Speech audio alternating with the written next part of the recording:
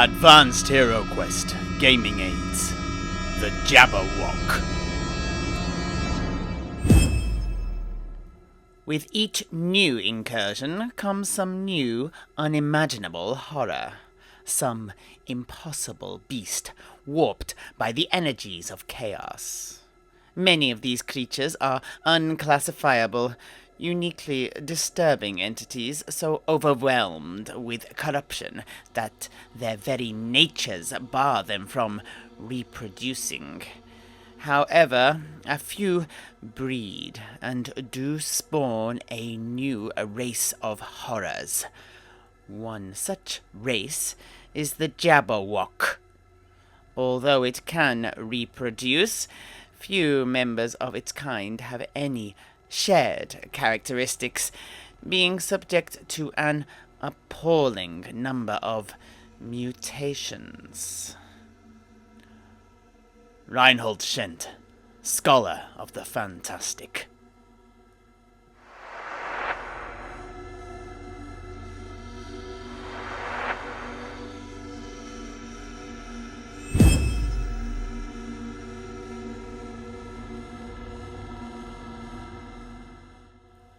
The Jabberwock in Advanced Heroquest. This week, we set ourselves an interesting challenge. What would the rules for a Jabberwock in their 3rd edition guise look like in Advanced Heroquest? This was a question that was being grappled with in the AHQ fans Discord, and one I greatly enjoyed having a go at. What follows are the rules we came up with using our empirical method for converting over 3rd edition stats to AHQ, as well as the thought process we went through as we did this. Feel free to try these rules out, and any feedback is, of course, welcome. If you come up with any of your own stats for monsters or minions using this method, please feel free to share them. Let us begin. Rules for the Jabberwock in Advanced Heroquest.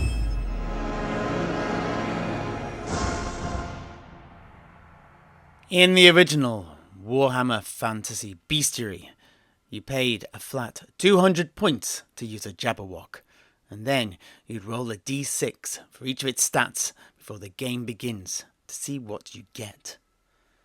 With the way Advanced Heroquest monster cards work, this would not be a good system to adopt, in my considered opinion, requiring a great deal of first rolling, then cross-referencing and calculating before being able to field the monster in any particular game, and then having to repeat the whole process each and every time. That said, I was still very drawn to the idea of multiple stat lines for the same creature. Thus, we decided to make 6 versions of a Jabberwock, going from a weak one for a mere 10 points to a very powerful version worth 20 points. In this way, a GM, a Games Master, can choose which to field based on how many points they have available for a particular room. Or, if you are feeling very adventurous, let's say, we've included a dice value for each. If you use this method, you can simply roll a die and then field the appropriate Jabberwock by flipping the card you rolled over.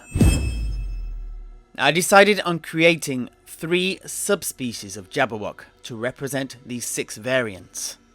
These were the Lesser Jabberwock, the Common Jabberwock, and the Greater Jabberwock. And then, for each of these, we created an adult and a juvenile version. To create the stats for each of these, we followed our tried and trusted method. Bravery and Intelligence. The easiest characteristics to do are Bravery, which equals Leadership, and also Intelligence, which equals Intelligence. This gave us values of 7 to 9 for Bravery for the 6 versions, but only 4 for Intelligence for all but the Greater Jabberwock, which has 5.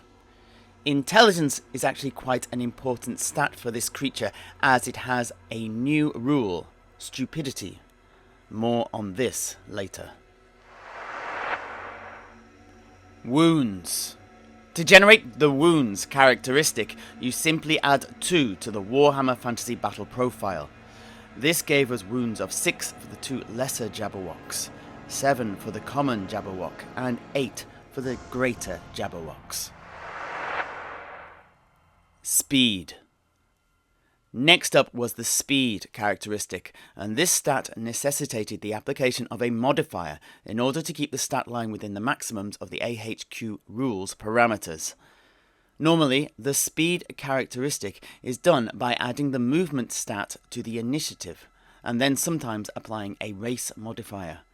But for our greater Jabberwock, for example, this gave us a 16 for its speed. The maximum for a stat is 12 in AHQ, so it was necessary to modify this value down by 4. I then repeated this for all the versions of the monster. Thus, this value then became our maximum. For profiles 5 to 2, the movement value drops by 1 each time, so I did the same, going down to 11, 10, 9, and then 8. The speed for profile 1, the juvenile lesser Jabberwock, is the same as the adult. Toughness and strength. To calculate the toughness of a model, you add 2 to the original stat. This gave us values from 8 to 6. Next up was strength. To generate this, you again add 2.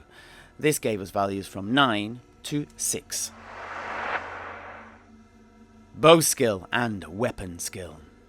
To calculate bow skill, you normally add +2 to the original Warhammer stat line, but Jabberwocks had a 0 value stat line.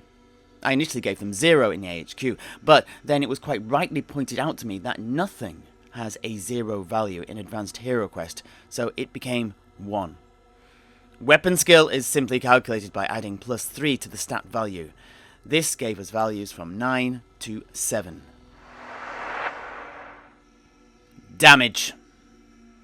What weapon a monster uses, cross-referenced with their strength, affects the amount of damage they inflict. The Jabberwock fights with their claws and fangs. This means they do not fumble. They also get a +1 strength when they attack to represent their stomping, poisonous attacks. This means their damage output goes from 5 for the juvenile lesser Jabberwock to 9 for the greater Jabberwock. They are pretty brutal.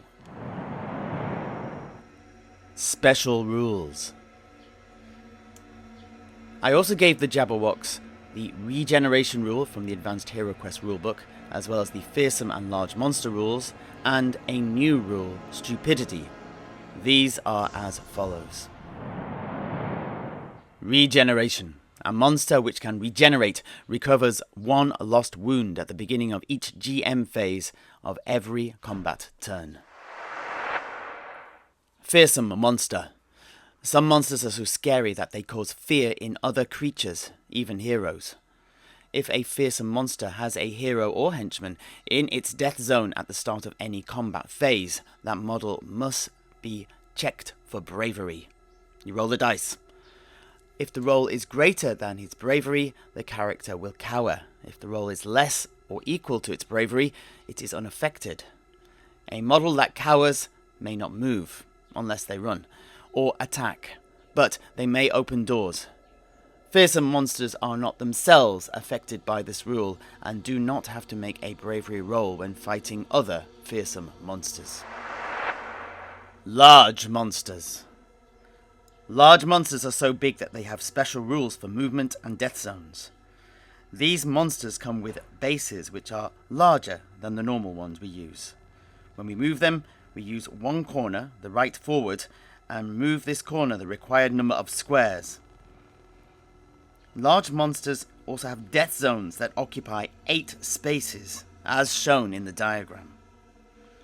Large monsters completely block any line of sight which passes over their bases. Line of sight to and from a large monster is not blocked by normal-sized creatures. Stupidity. Roll a die for each monster with stupidity at the start of every GM phase. If the roll is greater than its intelligence, the monster will do nothing, although it will defend itself if attacked. If the roll is less than or equal to its intelligence, the monster acts normally.